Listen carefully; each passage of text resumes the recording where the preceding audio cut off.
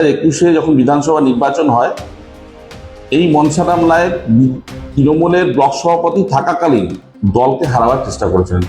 দল কিন্তু এটা বুঝতে পেরেছিল যে তৃণমূলের ব্লক সভাপতি হয়ে বিজেপির হয়ে পক্ষ নিত, এবং ওর তো নিজেও স্বীকার করেছে যে আমি বিজেপি করেছিলাম এবং বিজেপির বাড়িতে ফিরে এসেছি। এই লোক দলে থেকে দলের সর্বনাশ সবসময় করার চেষ্টা করেছে। উনি চলে গেছেন, উনি দলে নেই, আগের থেকেই নেই, দল অনেকদিনই বাদ দিয়েছে। আর ওনার নিয়ে বলার কিছু নেই। উনি কোনোদিন দলে থাকলেও ছাত্র যুবর পক্ষে থাকেননি, মানুষের পক্ষে থাকেননি। নিজেকে সেভ করার সবসময় চেষ্টা করেছেন, নিজের আখের গোছাবার চেষ্টা করেছেন। কোভিড সিচুয়েশনে আমরা তালডাংরার মানুষ সবাই লক্ষ্য করেছে, কোনো মানুষের পাশে থাকেননি, নিজে বাঁচার জন্য চেষ্টা করেছেন। এইটাই তাই চরিত্র। এই চরিত্র তালডাংরার মানুষ জানে। তার জবাব 23 তারিখে সকলেই দেবে, এবং 4 তারিখে নির্বাচনে যখন রেজাল্ট বেরোবে তখন আপনারা সকলেই বুঝতে পারবেন।